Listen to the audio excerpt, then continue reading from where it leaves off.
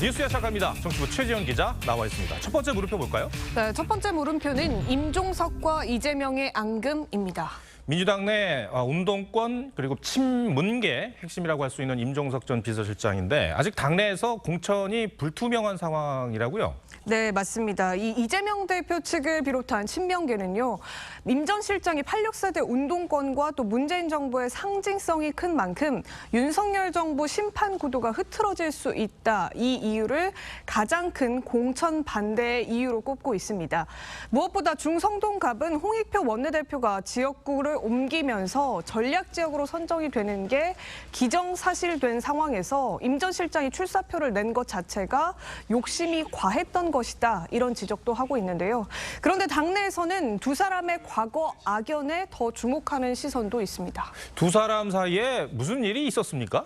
예, 이 임 전 실장은 지난 2022년도에 이재명 대표가 대선 패배 이후 당권 도전에 이어서 총선 출마까지 나선 데 대해서 공개적으로 작심 비판을 한 적이 있습니다.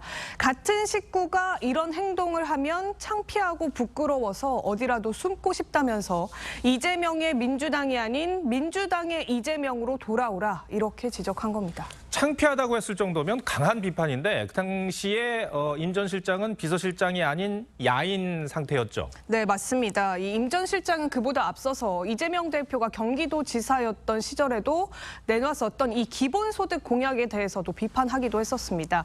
자산이나 소득에 관계없이 모두에게 균등하게 지급을 하자는 건 정의롭지도 또 현실적이지도 않다고 한 겁니다. 이 두 사람을 잘 아는 한 민주당 인사는요. 과거 이 대표에게 임 전 실장과 함께 술도 좀 마시고 산에도 가보라 이렇게 조언을 했지만 이 대표가 듣지 않았던 걸로 기억한다 이렇게 말하기도 했습니다. 그런 앙금이 있었군요. 근데 총선 뒤에 개파 간 주도권 다툼 차원에서 보는 시각도 있더라고요. 네, 그렇습니다. 이 임 전 실장이 친문 진영에서 상징적인 인물인 만큼 국회에 입성하게 될 경우 친문계의 구심점 역할을 할 거란 위기감이 반영될 수 있다. 이런 분석도 있습니다.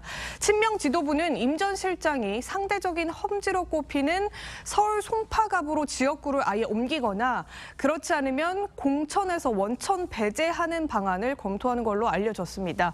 하지만 임 전 실장은 오늘 SNS에 2012년 당 분란 수습을 위해 성동 지역구를 반납한 적이 있었는데 또다시 지지자들에게 아픔을 주지는 않겠다면서 거듭 완주 의사를 밝혔습니다. 알겠습니다. 첫 번째 물음표 정해볼까요?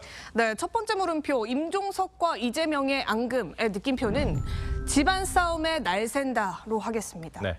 이 민주당은 야권이 연대로 힘을 합쳐서 윤석열 정부를 심판하겠다 이렇게 말하고 있죠. 그런데 야권 연대는커녕 내부 연대부터 먼저 신경을 써야 하는 것 아니냐 이런 우려의 목소리가 당 내에서부터도 나오고 있는 상황입니다. 네.